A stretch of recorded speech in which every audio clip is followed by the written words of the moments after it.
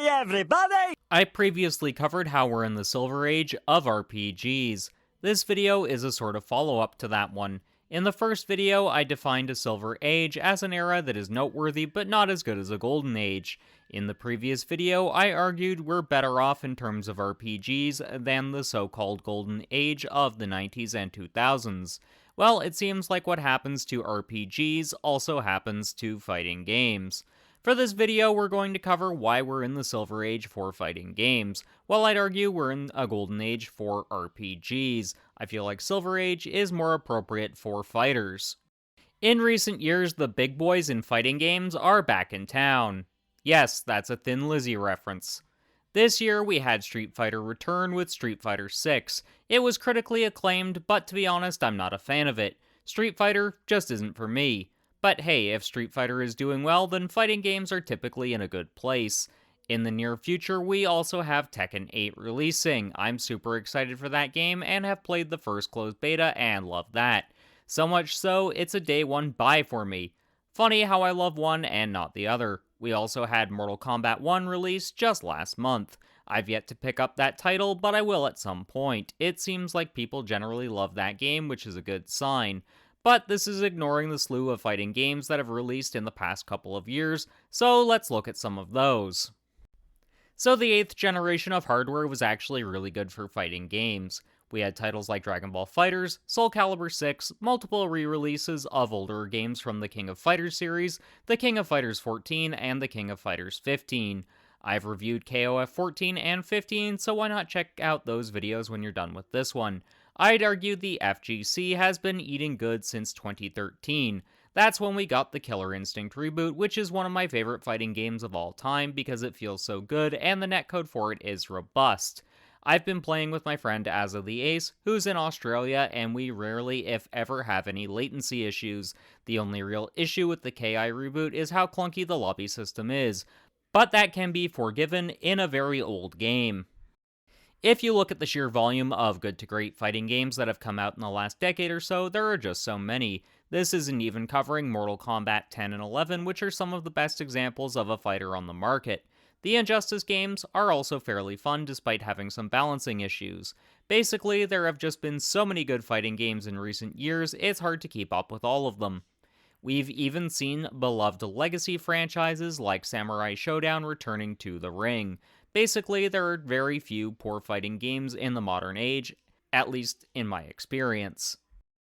So, netcodes. They're super important when it comes to fighting games in this day and age since the online experience defines if a game will have a long life or not. If the netcode is good, then the game is going to last. This is partially because most fighting games don't have robust single-player content. At this point, it's basically NetherRealm games and not much else. This is something I wish were improved with modern fighting games, and it seems like things are slowly improving in that sense, as Street Fighter 6 does feature a lot of single-player content. If I were to hazard a guess, I'd say Tekken 8 is also going to have a robust single-player campaign, but otherwise fighting games in this day and age are just a shell for their online functions. If you look at netcodes for modern fighters, most of them are strong. 2020 proved to developers they had to improve their netcodes. A lot of older fighting games really struggled with their delay-based netcode. Western developers were quicker to embrace rollback netcode. It's only in the last few years Japanese developers have embraced this type of netcode. If they'd embraced rollback sooner, then the majority of fighting games would have been in better shape. Most of the popular fighters come from Japan thanks to developers like Capcom, SNK, and Bandai Namco. This particular point is going off speculation for the most part, but lesser-known fighting games are about to see their day in the sun. This is going to range from the indie darling in Skullgirls, which is getting new content after basically being dead in the water for a long time. Killer Instinct is also getting an update, and that game is 10 years old. But rumors have been flying about Soul Calibur 7 releasing and either Dead or Alive 7 or a Dead or Alive reboot.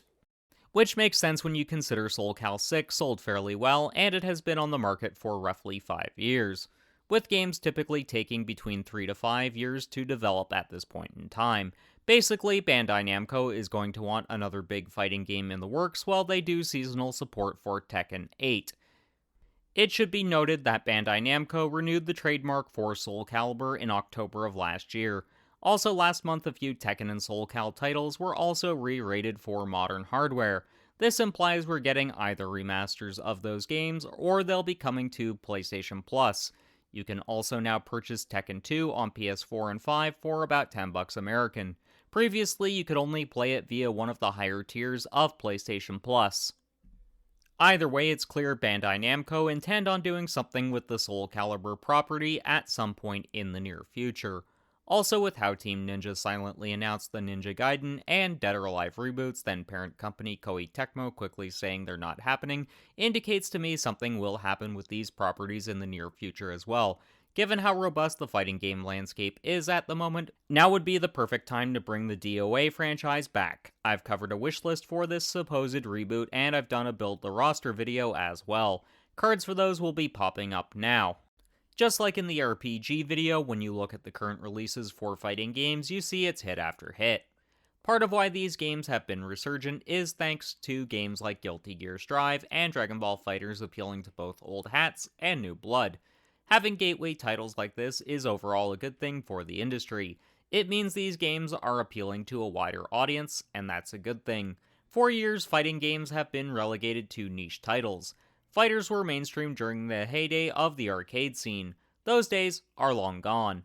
But fighting games are starting to gain mass appeal again for a wide range of reasons. So I said moments ago fighting games had become rather niche titles after the arcade scene dried up. This comes down to the design for this genre of game.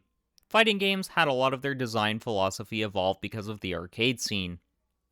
If you look at arcade games, they always had one thing in mind: be as hard as they possibly could be so they could munch as many of your quarters as possible. This design philosophy made the games inherently hostile towards the player base. Basically, fighters have been the literal definition of get good scrub for the longest time. Part of how fighting games have become more friendly for the player base comes down to the accessibility options. This comes down to character missions which help you learn some of the bread and butter combos in actual fighting situations, training modes like Skullgirl's Second Encore which teaches you through minigames. Online training mode have also been a huge boon as it helps newer players learn from their friends who might be more experienced in fighting games. This also isn't even covering auto combos. I've previously covered why auto combos are a necessary evil, and a card for that video will be popping up now. Basically, as a package, fighting games are starting to feature more options to bring accessibility to the forefront. This accessibility does make the games easier, which pisses off fighting game purists, and a lot of them have become gatekeepers as they believe in the philosophy of get good scrub. It's thoughts like this that keep certain types of games niche. However, if games want to break into the mainstream in any way, they need to embrace the philosophy of a low floor, high ceiling, which is when fighting games and arcade-centric games are at their best. Another reason we're in a silver age for fighting games is because we're seeing the genre exploding as an esport. One could argue fighting games are the original esport. There has always been a highly competitive edge to fighting games.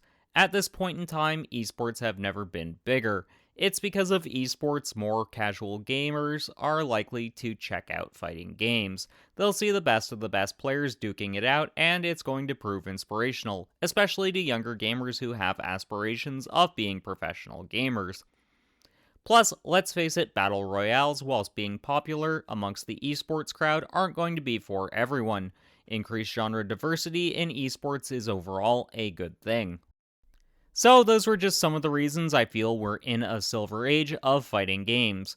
We definitely aren't in a golden age like we were during the arcade era, but damn if it isn't close. But what do you think? Do you think we're in a silver age of fighters? Let me know in the comments section. Also, 2 of my previous videos will be popping up on screen now. One's my review for the King of Fighters 15. The other is why I feel like hitboxes are a gimmick. Check them out, and until next time, keep blazing that trail.